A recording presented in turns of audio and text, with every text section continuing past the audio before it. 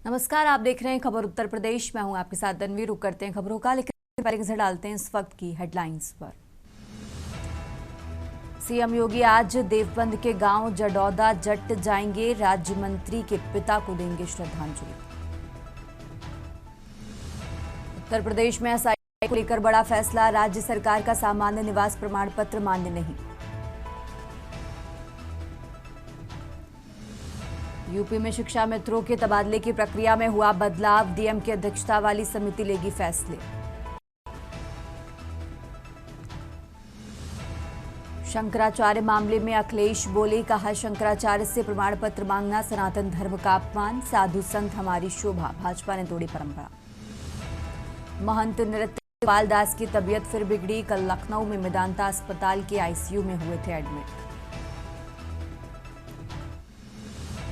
उत्तर प्रदेश में आज से शुरू हो सकता है बारिश और ओलावृष्टि का दौर, कई जिलों के लिए जारी हुआ अलर्ट। आप देख रहे हैं के न्यूज, खबरों का सारथी। और अब रुक करते हैं खबरों का और बुलेटिन की शुरुआत करते हैं लखनऊ की खबर से। लखनऊ से खबर आपको बता रहे हैं, सीएम योगी आदित्यनाथ आज देवबंद जाएंगे तो राज्य मंत्री के पिता को श्रद्धांजलि देंगे। लखनऊ से खबर आपको बता रहे हैं, जहां मंत्री कुंवर ब्रजेश सिंह के आवास जाएंगे।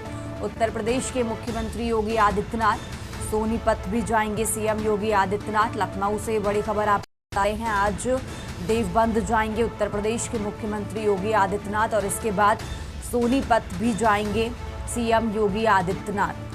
तो लखनऊ से खबर आपको बता रहे हैं, सीएम योगी आदित्यनाथ आज देवबंद जाएंगे, राज्य मंत्री के पिता को श्रद्धांजलि देंगे। तो मंत्री कुंवर ब्रजेश सिंह के आवास जाएंगे सीएम योगी आदित्यनाथ, सोनीपत भी जाएंगे सीएम योगी आदित्यनाथ।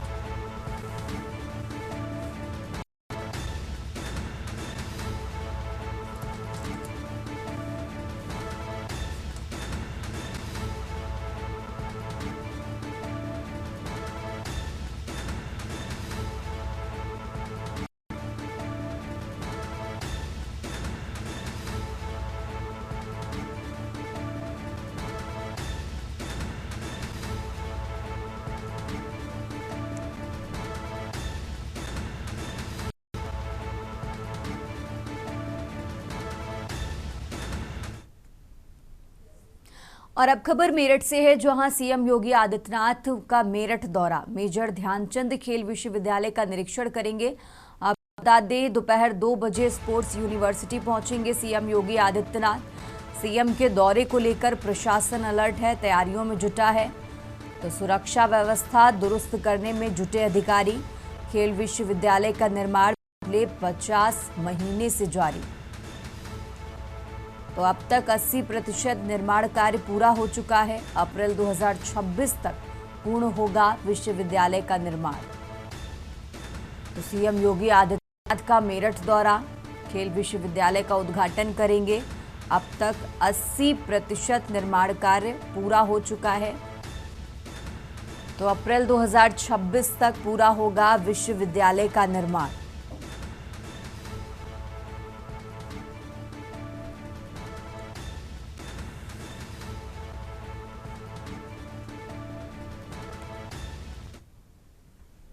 और अब खबर सुल्तानपुर से है, जहां अखंड नगर थाना क्षेत्र कुंदा भैरोपुर में उस समय हड़कंप मच गया जब फसलों को जंगली सुअरों से बचाने के लिए खेतों में लगाए गए जाल में तेंदुआ फंस गया।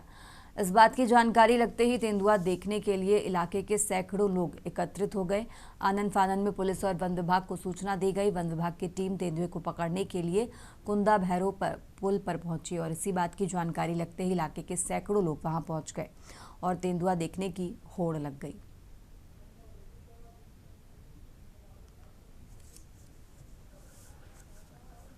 एक घंटे पहले हम लोग सूचना मिली कि हमारे गांव कुंदा भैरोपुर में एक चीता तेंदुआ जैसा जानवर देखने को मिला है। हम लोग यहां मौके पर मौजूद हैं। हजारों की संख्या में अभी माननीय विधायक जी हमारे राजेश गौतम जी हैं, इन्होंने अभी जिलाधिकारी महोदय से बात किया है, डीएफओ महोदय से बात किया है। कुछ लोग वहां समीप में जा करके देखे हैं। ऐसा पूरी तरह से लग रहा है, फोटो भी आ गया है और तेंदुआ ही है। अभी वन विभाग के भी कुछ लोग आए हैं। और अब खबर कानपुर से है, जहां अलीगढ़ नेशनल हाईवे पर वादा टोल प्लाजा के पास उस समय हड़कंप मच गया जब पशु खालों से भरा एक लोडर संदिग्ध हालत में पकड़ा गया। शिवराजपुर थाना क्षेत्र में कन्नौज से कानपुर की ओर जा रहे इस लोडर का अचानक टायर फट गया। टायर बदलते समय वाहन से खून और गंदा बकता देख आसपास के लोगों को शक हुआ, जिसके बाद पुलिस को सूचना दी गई। मौके पर पहुंचे थाना प्रभारी वरुण शर्मा ने वाहन की जांच की। चालक ने लोडर में भैंस और बैल की खाली होने की बात कही, लेकिन उसने संबंधित कोई वैध दस्तावेज प्रस्तुत नहीं कर सका। पुलिस ने लोडर को कब्जे में लेकर चालक समेत दो लोगों को हिरासत में लिया है।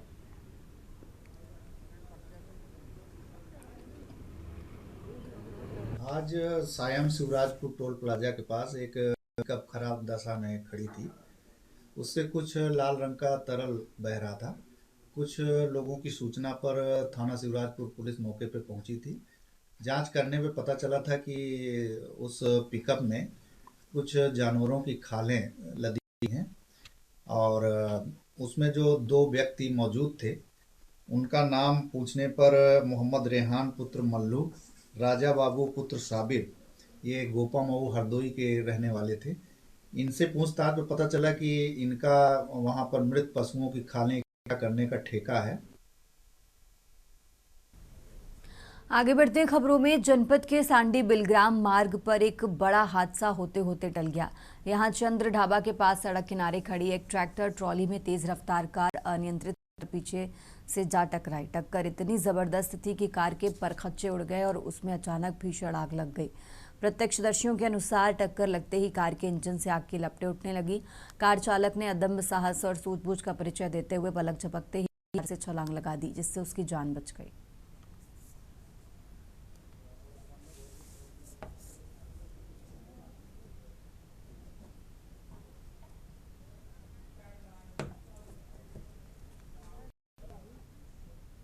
और अब खबर कानपुर से है, जहां महाराजपुर थाना क्षेत्र के महोली गांव में पति पत्नी के विवाद के बाद एक महिला की संदिग्ध परिस्थितियों में मौत हो गई। मृतका सोनी प्रजापति की उम्र करीब 35 साल बताई जा रही है। परिजनों के मुताबिक मोबाइल फोन पर पति महेश प्रजापति से मृतका का विवाद हुआ था। मारपीट से क्षुब्ध होकर कीटनाशक पीने की आशंका जताई जा रही है।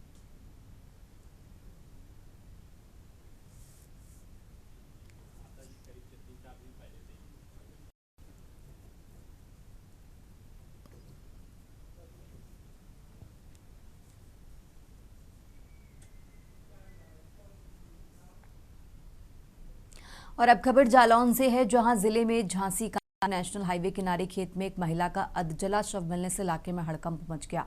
सूचना मिलते ही पुलिस मौके पर पहुंची, जहां एसपी और सीओ ने घटनास्थल का निरीक्षण किया। शव को कब्जे में लेकर जांच शुरू कर दी गई है। पुलिस फॉरेंसिक टीम की मदद से साक्ष्य जुटा रही है। और इसी के साथ आपको बता दें, शव 33,000 केवी की हाई टेंशन लाइन के नीचे मिला है, जिसके कारण करंट लगने की आशंका जताई जा रही है। 2026 को बबलू पुत्र रामपाल कुशवाहा द्वारा सूचना दी गई कि झांसी कानपुर नेशनल हाईवे पर साईं मंदिर के सामने उसके गेहूं के खेत से होकर 33,000 वोल्टेज की हाई टेंशन लाइन गई है। खंभे के नीचे अज्ञात महिला का शव आंशिक रूप से जली अवस्था में पड़ा हुआ है। इस सूचना पर थाना कोतवाली कालपी पुलिस व मुख्य क्षेत्र अधिकारी द्वारा मौके पर पहुंचकर फील्ड यूनिट को बुलाकर साथ संकलन की कार्रवाई की गई। और अब खबर फर्रुखाबाद से है, जहां 23 जनवरी को शाम 6 बजे कार्यालय अग्निशमन केंद्र फतेहगढ़ के परिसर में ब्लैकआउट मॉक ड्रिल का आयोजन किया जाएगा। ये अभ्यास नागरिक सुरक्षा और आपात स्थिति में बचाव काम को मजबूत करने के लिए किया जा रहा है। मॉक ड्रिल के दौरान 2 मिनट तक ऊंची आवाज में सायरन बजाई जाएगी। इसके साथ ही आसपास के क्षेत्रों की विद्युत व्यवस्था बाधित कर ब्लैकआउट किया जाएगा।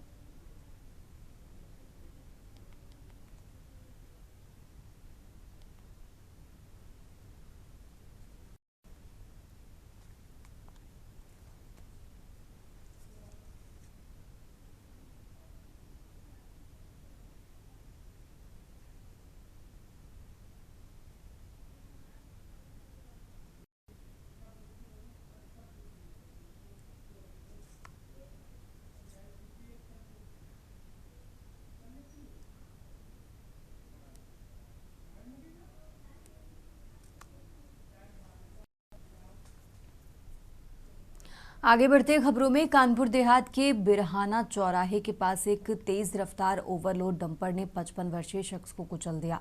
हादसा इतना भीषण था कि युवक की मौके पर ही मौत हो गई है।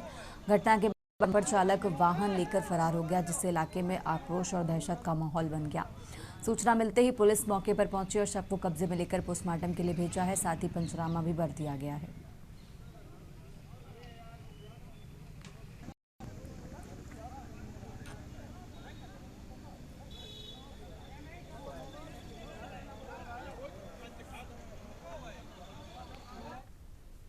और अब खबर फर्रुखाबाद से है, जहां फर्रुखाबाद के फतेहगढ़ स्थित कलेक्ट्रेट सभागार में जिलाधिकारी आशुतोष कुमार द्विवेदी की अध्यक्षता में राष्ट्रीय कृमि मुक्ति दिवस को लेकर जनपद स्तरीय अंतर्विभागीय समन्वय बैठक आयोजित की गई। बैठक में अपर मुख्य चिकित्सा अधिकारी ने कहा कि 10 फरवरी को 1 साल से 19 साल तक के बच्चों और किशोरों को टैबलेट वितरित की जाएगी। सभी काम निर्धारित समय सीमा के अनुसार पूरे जिले में किए जा रहे हैं।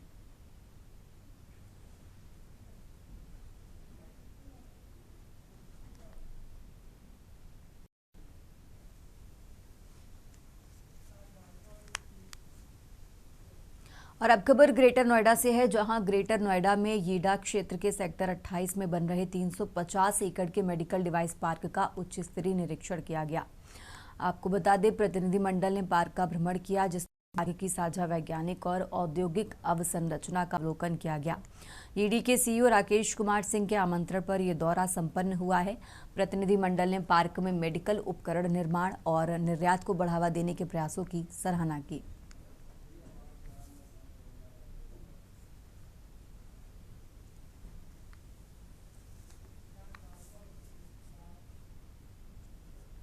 जालौन जिले से एक भावुक कर देने वाला मामला सामने आया है, जिसने सभी को हिलाकर रख दिया। 8 साल की राधिका ने मंच पर आकर अपनी आपबीती साझा की। उसने कहा कि उसकी मां का देहांत हो गया और पिता उसे छोड़कर चले गए, जिससे उसकी पढ़ाई प्रभावित हो रही है। राधिका ने यह भी बताया कि उसका सपना है बड़ा ऑफिसर बनने का, लेकिन परिस्थितियों के कारण उसे डर है कि ये कैसे संभव होगा। इस पर जिलाधिकारी राजेश पांडे और पुलिस अधीक्षक दुर्गेश कुमार भावुक हो गए। उन्होंने बच्चों को अपने पास बुलाया और उसकी पढ़ाई और खर्च का जिम्मा लेने की घोषणा की।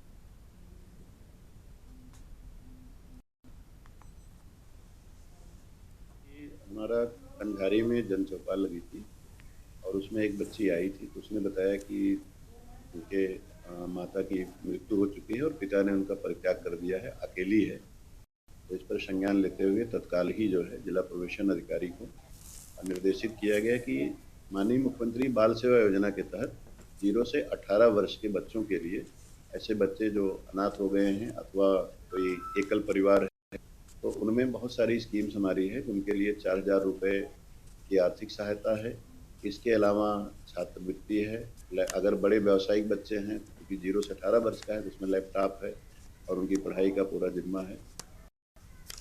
जालौन में एक मामला सामने आया है, जहां पर जालौन में विकास कार्यों की समीक्षा को लेकर गांव पहुंचे जिलाधिकारी राजेश कुमार। एक 8 वर्षीय बच्ची एक मंच पर आई और उसने अपना दुख जो है के सामने और एसपी के सामने किया। उस लड़की ने कहा कि हमारे माता पिता नहीं है और मुझे शिक्षा को लेकर, आगे अधिकारी बनने को लेकर अपनी इच्छा जताई है। उस बच्ची ने कहा है कि मुझे अपने भविष्य में अधिकारी बनना है, भविष्य में मुझे पढ़ना है और हमारे शिक्षा को लेकर हम आप निर्धन है, मेरे माता पिता नहीं है। इसको लेकर एक चौंकाने वाला मामला जब जालौन में सामने आया तो कहीं ना कहीं लोगों के हृदय जरूर रो उठे हैं। उन्होंने कहा है कि जिस तरीके से लड़की ने अपना किस्सा बयां किया है, तो कहीं ना कहीं इसको लेकर लोगों के दिलों में हंसी उठ गई और इसको लेकर जिलाधिकारी ने लड़की को संज्ञान में लिया और साथ ही उस लड़की ने जिस तरीके से बताया था उसको लेकर जिलाधिकारी ने कहा कि हम इस लड़की का पालन पोषण और इसकी शिक्षा को लेकर पूरा खर्चा उठाएंगे। और कहीं ना कहीं ये जिस तरीके से सराहनीय कार्य जिलाधिकारी ने किया है, तो कहीं ना कहीं उनकी पूरी प्रशंसा की जा रही है। बहरहाल ये सराहनीय कार्य जिलाधिकारी ने किया, उसका कहीं ना कहीं उस लड़की को फायदा मिलने वाला है। कैमरा पर्सन मनीष पांडे के साथ माजिद अरमान के न्यूज जालौन। और अब खबर फर्रुखाबाद से है, जहां फर्रुखाबाद के पपियापुर थाना कादरी गेट क्षेत्र में एक बड़ा विवाद सामने आया है, जहां गरीब आजाद राम पुत्र शालीग्राम की जमीन पर रामप्रकाश द्वारा अवैध कब्जा किया जा रहा है। घटना को लेकर पुलिस और प्रशासन की भूमिका पर सवाल उठ रहे हैं। जमीन पर सीनियर डिवीजन सिविल जज न्यायालय से स्टे जारी है, लेकिन आरोप है कि रामप्रकाश पुलिस की मदद से जमीन पर कब्जा कर रहा है। पीड़ित आजाद राम ने पुलिस कप्तान और जिलाधिकारी से न्याय की गुहार लगाई है।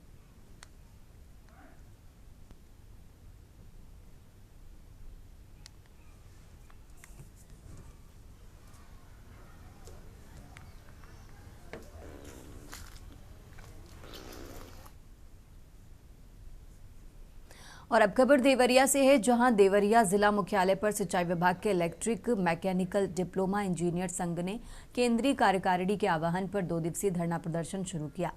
आंदोलन में इंजीनियरों ने वेतन विसंगतियों को दूर करने, 2020 बैच के कर्मचारियों के स्थायीकरण और जूनियर इंजीनियर से सहायक अभियंता पद पर पदोन्नति सहित अन्य सेवा संबंधी मांगे उठाई।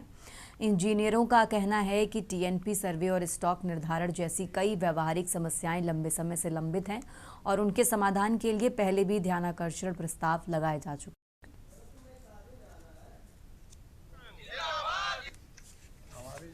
केंद्रीय कार्यकारिणी के द्वारा जो है 2 दिवसीय जो है धरना प्रदर्शन लगाया गया है। इसमें जो है 2020 बैच के जो है साथियों का स्थायीकरण है और एसपी है और 10 साल के सेवा करने के बाद जो है कि उसमें मांग की जा रही है कि इनके द्वारा जो है कि साथियों को जो है कि पदोन्नति में मतलब दिया क्या जाएगा,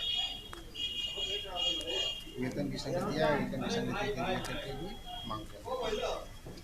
केंद्रीय कार्यकारिणी के आह्वान पे 2 दिवसीय दर्शन प्रस्ताव के आधार पे कार्यक्रम चल रहा है।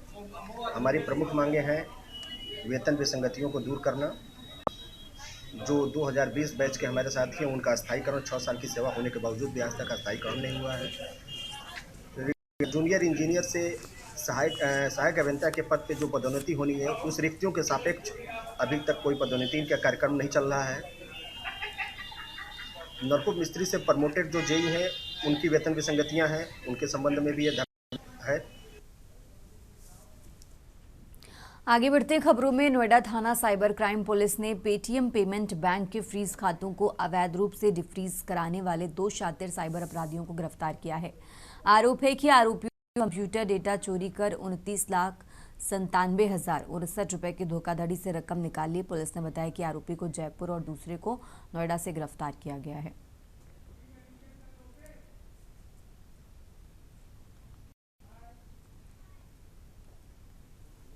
कुछ समय पूर्व थाना साइबर क्राइम गौतम बुद्ध नगर में एक अभियोग पंजीकृत किया गया था कि एक पेमेंट बैंक के पूर्व कर्मचारियों ने बिना किसी अनुमति के उन अकाउंट्स को डीफ्रीज कर दिया जिनमें साइबर क्राइम की धनराशि प्राप्त हो रही थी।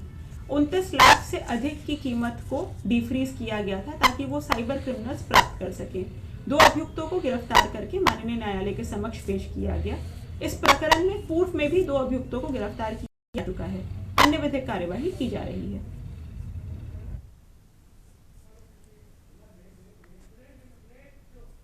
फिलहाल यहाँ रुकेंगे एक छोटे से ब्रेक के लिए।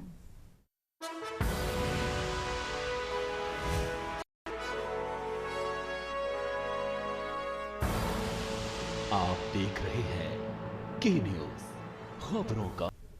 ब्रेक से वापस आ चुके हैं, रुक करते हैं खबरों का। यूपी कोऑपरेटिव बैंक के चुनाव को लेकर संभल जिले में सियासत गर्मा गई है। गुन्नौर विधानसभा क्षेत्र से समाजवादी पार्टी के विधायक राम खिलाड़ी सिंह यादव ने अपने समर्थकों के साथ धरना देकर प्रशासन और भाजपा पर गंभीर आरोप लगाए हैं। विधायक का कहना है कि चुनाव प्रक्रिया के दौरान समर्थित प्रत्याशी का नामांकन दबाव में लेकर खारिज कराने की कोशिश की जा रही है।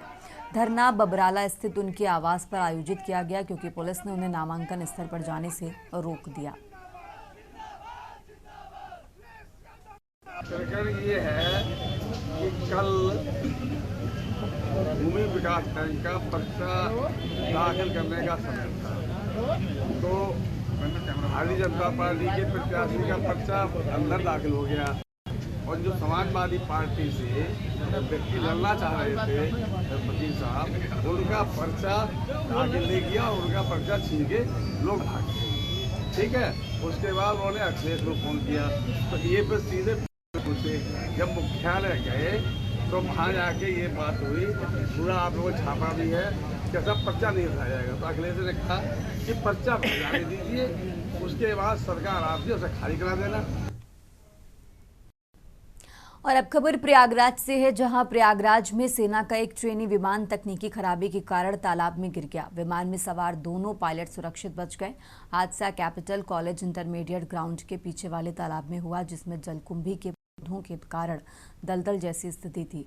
पायलट की सूझबूझ से किसी बड़े हादसे से बचा जा सका, क्योंकि घटना माघ मेले के करीब हुई, जहां लाखों श्रद्धालु मौजूद थे।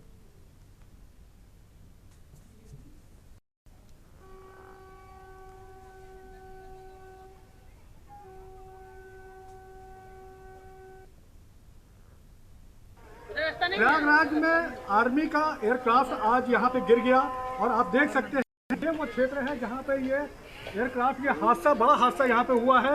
और ये ट्रेनी एयरक्राफ्ट था जिसमें 2 पायलट बैठे हुए थे और ये रहा पूरा यहाँ पे देखिए तालाब है और इस तालाब में यहाँ पे जो है जलकुंभी के पौधे हैं और काफ़ी गहरा ये जो आपका तालाब है यहाँ पे और काफ़ी हद तक यहाँ पर दलदल जैसी स्थिति हो गई। लेकिन उसके बाद भी यहाँ के नागरिकों ने इनको जो है अपनी जान पर खेल करके और अंदर जा करके वहाँ पे दोनों को रेस्क्यू किया, उनको बचाया।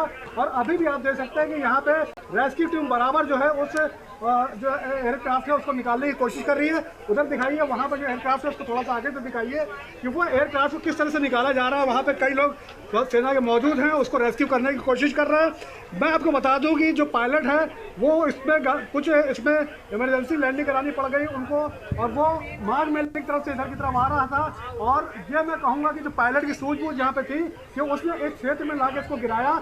अदरवाइज यहाँ पे आप देख सकते हैं कि बगल में आप दिखाइए, एक यहाँ पे स्कूल है, यहाँ पे विद्या वाहिनी करके स्कूल है, उसके साथ साथ केपी इंटर कॉलेज यहाँ पे है और बगल में पूरा रिहायशी क्षेत्र यहाँ पे पड़ता है। रेलवे ट्रैक सामने से जा रहा है। अगर इनमें से किसी भी जगह ये प्लेन गिर जाता तो बहुत बड़ा हादसा हो सकता था और बहुत ज़्यादा कैजुअलिटीज हो सकती थी। और अभी बगल में यहाँ से 4-5 किलोमीटर में कुंभ मेला जहाँ पे लगा था, माघ मेला का क्षेत्र है, संगम क्षेत्र है, ये बिल्कुल बगल में। अगर वहाँ पे ये गिर जाता तो बहुत बड़ी दुर्घटना हो सकती थी। लेकिन यहाँ पे पायलट ने जो है बहुत ही अपनी सूझबूझ से काम दिखाते हुए, और दोनों पायलट जो ट्रेनिंग पायलट थे उनमें से एक पायलट जो है उनको लेकर के यहाँ पे आए और यहाँ पे आने के बाद इस जगह पे जो तालाब है वहाँ पे लाके इसको गिराया है। और गिरा करके जो है, अब मैं बता दूं कि यहाँ पे किसी भी तरह कोई कैजुअलिटी नहीं हुई है और दोनों ही जो आपके पायलट वो पूरी तरीके से सुरक्षित है। तो आप समझ लीजिए कि बहुत बड़ा ये हादसा हो सकता था, लेकिन यहाँ पे पायलट की जो यहाँ पे एक तरह के सूझबूझ कहेंगे, उसके जो इंटेलिजेंस की वजह से ये जो हादसा कह सकते हैं कि बचा। और यहाँ के लोगों ने, जो लोकल यहाँ के नागरिक हैं, उन्होंने अपनी जान पे खेल करके अंदर घुस करके इस क्षेत्र के अंदर घुस करके, जहाँ पे पानी पूरा कह सकते हैं कंधे तक जो पानी आ जाता है, वहाँ पे जा करके उनको बचाया है। क्योंकि जब इधर से एंटर होंगे तो यहाँ पे जो है बहुत ज़्यादा ही गहरा है। लोगों ने उस तरफ से जा करके उनको ले जाकर रेस्क्यू किया और अभी भी वहाँ पे आप देखिए कि सेना के जवान वहाँ पे तैनात हैं और उसको रेस्क्यू करने की कोशिश की जा रही है। मैं मधु दरबारी, के न्यूज़ इंडिया, प्रयागराज। और अब खबर इटावा से है, जहां 15 जनवरी की रात नंदन कानन एक्सप्रेस से चोरी हुए बच्चे को जीआरपी ने बरामद करने में कामयाबी हासिल की है। बच्चा चोरी होने के बाद से जीआरपी की कड़ाई में अलीगढ़ से मिर्जापुर तक लगातार चेकिंग करती आ रही थी। निरंतरता से चोरी किए गए बच्चे की तलाश में जुटी पुलिस ने लंबी जांच पड़ताल के बाद आखिरकार दादरी के पास से आरोपी को गिरफ्तार करने में कामयाबी हासिल कर ली है।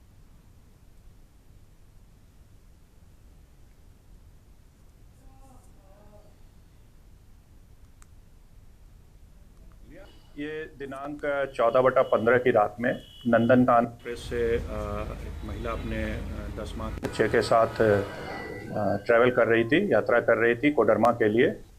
और उसे जो जानकारी हुई, उसका कहना था कि 1 से 1:15 बजे के बीच उसकी सीट पे उसका बच्चा नहीं मिला और जो को पैसेंजर बैठा हुआ था वो लेकर के कहीं उतर गया। इसकी जानकारी उसने मिर्ज़ापुर स्टेशन पे जाके दी, जहां पर मैं 0 FIR पंजीकृत हुआ। कंटेंट जो FIR का था उसमें उसने ये लिख करके दिया कि जो को पैसेंजर था उसने इटावा जंक्शन के पास, इटावा में जब ट्रेन गुजरी तो वहां पर मुझे कोई नशीला पदार्थ खिला दिया था, जिसके बाद मुझे नींद आ गई, मुझे नहीं पता चला।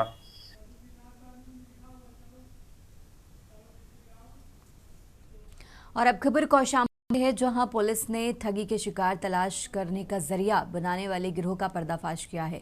गिरोह ने लापता लड़की को बरामद कराने का झांसा देकर पीड़ित से 50,000 रुपए की साइबर ठगी की थी, जिसमें आरोपी ने स्वयं को SOH बताकर को भरोसे में लेकर ठगी का शिकार किया था। एसपी राजेश कुमार ने बताया कि गिरफ्तार आरोपियों ने स्वीकार किया कि वो एक ऐप से FIR डाउनलोड कर गुमशुदगी मामलों के पीड़ितों में से शिकार चुनते थे। साथ ही पूरी प्लानिंग तैयार करने के लिए सरकारी वेबसाइट से ग्राम प्रधान व सचिव का मोबाइल नंबर प्राप्त करते थे।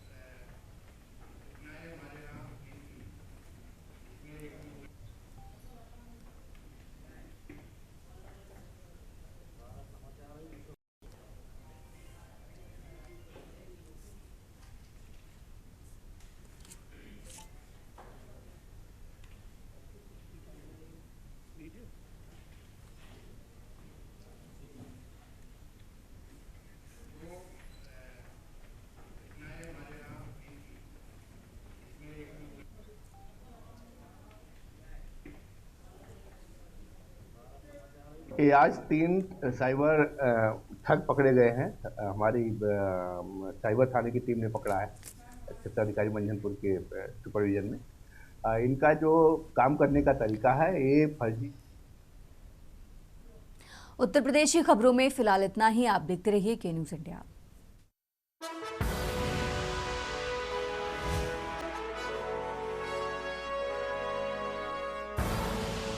आप देख रहे हैं के न्यूज़, खबरों का सारथी।